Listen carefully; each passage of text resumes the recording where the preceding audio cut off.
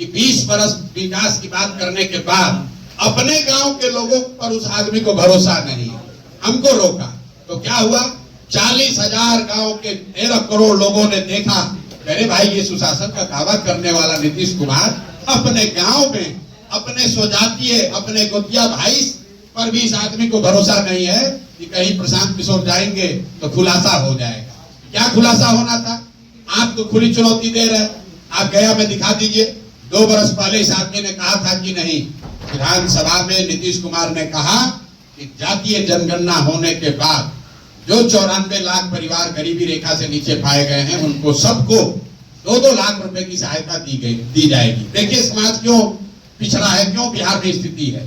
जातीय जनगणना जब हो रहा था, जहां पत्रकार लोग जुटे यही माइक घुसार के पूछ रहा है भैया जातीय जनगणना पर क्या विचार है, लेकिन जातीय जनगणना होने के बाद किस पत्रकार ने एक भी रिपोर्ट किया है कि आज भी 78 साल की आजादी के बाद भी 5% से कम दलित और अति पिछड़ा समाज के लोग 12वीं पास करते हैं?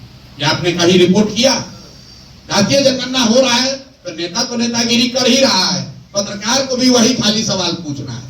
आपने ये पूछा कि भाई सामाजिक न्याय की बात करने वाले लोग 35 साल आपने शासन किया, उसके बावजूद 5% से कम दलित और अति पिछड़ा समाज के लोग 12वीं पास करेंगे। अगर लोग 12वीं पास ही नहीं करेंगे तो उसको आरक्षण का लाभ मिलेगा कैसे? ये आपने सवाल पूछा? कोई आपने कार्यक्रम बनाया? उन्होंने नीतीश कुमार ने कहा 24 नवंबर 2023 को नीतीश कुमार ने कहा कि 94 लाख परिवारों को 2 लाख रुपया दिया जाएगा। आप जितने यहाँ पत्रकार हैं, हम आपको दोष नहीं दे रहे, लेकिन ये बिहार के समाज की स्थिति है। आप में से किसी ने ये रिपोर्ट आज तक किया कि भाई 94 लाख रुपया लोगों में से किस आदमी को 1 रुपया भी मिला?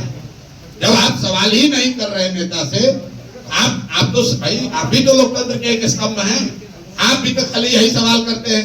तेज प्रताप को निकाल दिया लालू जी ने, क्या हुआ? अरे भाई वो उसका किसका शादी हो गया ये? अरे आप भी तो इसी तो सब चीज में पड़े हो।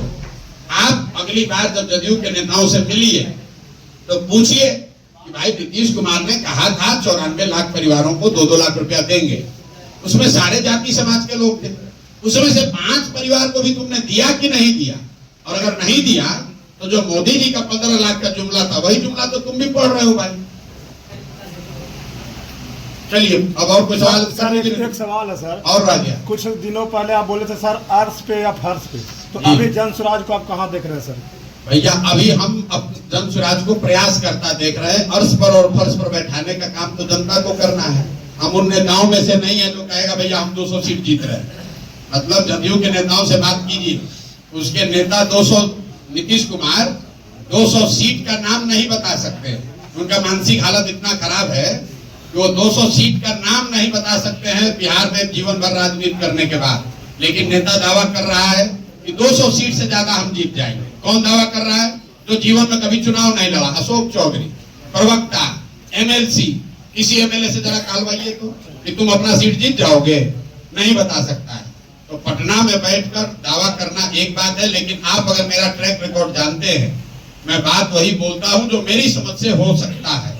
मैं आपको ये बता रहा हूं कि जन स्वराज का ये जो प्रयास है, अगर बिहार की जनता बदलाव के लिए तैयार है, बदलाव के लिए उसके सामने एक सशक्त विकल्प दिख रहा है, तो वो एक तरफा जन स्वराज को वोट देगी। फिर सीटों की गिनती का कोई आकलन नहीं है कि 110 की 120 की 150 की 200। लेकिन अगर लोग सारी बात सुनने समझने के बाद भी ये तय करते हैं कि नहीं अभी बात तो ठीक है लेकिन 5 बरस और हम इनको देखना चाहते हैं पुरानी व्यवस्था को, तब उस स्थिति में हम लोग फर्श पे रहेंगे। हम लोग के जीवन पर कोई उससे फर्क नहीं है। हम लोग अर्श पर बैठने नहीं आए हैं, हम लोग बिहार की जनता को अर्श पर बैठाने आए हैं। हम अपने लिए रोजगार नहीं ढूंढ रहे, हम अपने लिए ठीका पैसा नहीं ढूंढ रहे। हम लोग ये चाहते हैं कि बिहार का गरीब से गरीब लड़का भी कुछ ऊंचाई पर पहुंचे। इसकी लड़ाई है, तो लंबी भी चल सकती है, उसके लिए हम लोग तैयार हैं। रेटिंग में लेकिन आप और तेजस्वी में कंपटीशन चल रहा है। तेजस्वी में कोई कंपटीशन नहीं है भैया।